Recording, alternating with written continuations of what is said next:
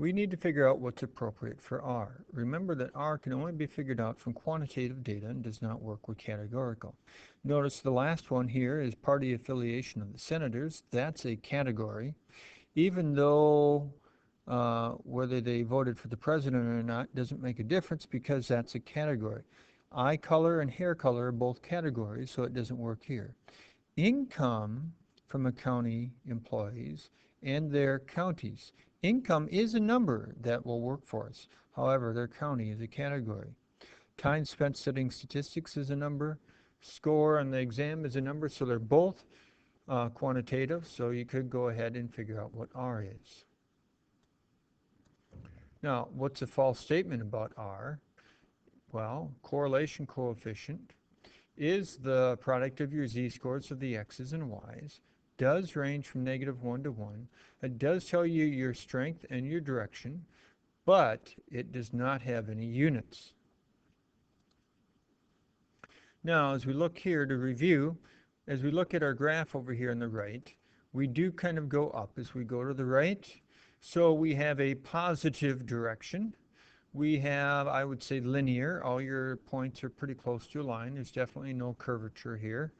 It is a relatively to moderate strong relationship. When we're looking at explanatory variables, they're always on the horizontal, so that would be number of power boats. Your response are on the vertical axes. Now, as we look at this one here, if a woman always marries men, if not a woman, if men always marry men 4 years older than themselves, we would then have our equation being right this. Now, with that being our equation, gives us a perfectly straight line. With a perfectly straight line, your correlation coefficient ends up being 1.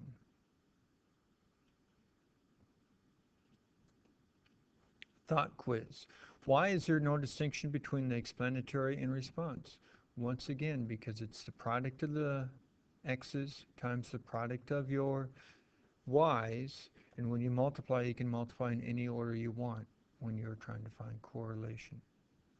Why must they both be quantitative? Because you're looking at the product of the z's and the product of the z's for the x's and y's. Now, your z-score only works with numbers. You also have a standard deviation and a mean in there, and they only come from numbers. Now, why does changing units not affect? Because you're dealing with the product of the z-scores. And remember, your z-scores tell you the number of standard deviations you're above or below your mean and have no units. Now, since outliers affect averages, and averages affect standard deviation, and standard deviation and averages both affect your z-scores, and all those are used in your correlation, averages then affect your correlation. Or not averages, your outliers affect your correlation. So when you have an outlier, it reduces your correlation. Now, if you have a horizontal line, even though if it's perfectly horizontal, your correlation can be 0 and should be 0. Because remember, with a horizontal line, it's just always y equaling the same thing, irrelevant of what your x is.